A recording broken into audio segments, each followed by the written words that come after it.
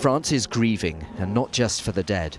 The French are also in grief because they know their country will struggle to recover from these wounds, and they fear what will come next.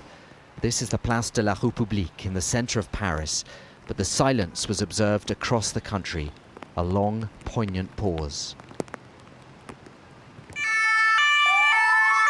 But even as the country mourned, there was another attack on the streets of Paris. In Montrouge, just south of the centre, 2 police officers shot. And shortly afterwards, colleagues heard tragic news. One of those shot, a police woman, had died of her wounds. And yet again, the killer got away. We don't know that there is a direct link between this attack and Wednesday's attack on Charlie Hebdo. But we do know that the gunman here, according to eyewitnesses, used an automatic weapon and he deliberately targeted officers in uniform. And all of this adds to the sense of crisis in the French capital. These are the prime suspects for Wednesday's attack. The French police say Sherif and Saïd Kouachi, brothers of Algerian descent, are armed and dangerous. Sherif has a previous conviction for helping send jihadist fighters to Iraq. There are reports that they were seen on Thursday in a car in the Aisne region of northern France. President François Hollande says this is a time for national unity. La France a été frappée en son cœur même.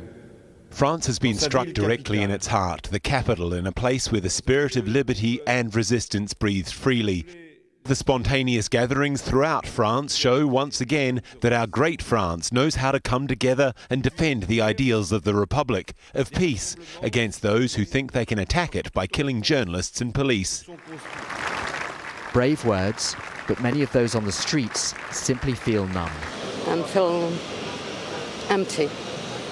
It's something so unbelievable, and they were like my family, and like me, they like so much laughing and against the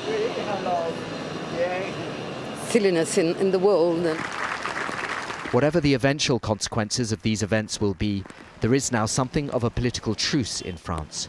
For the authorities, the priority is to catch killers on the loose. Barnaby Phillips, Al Jazeera, Paris.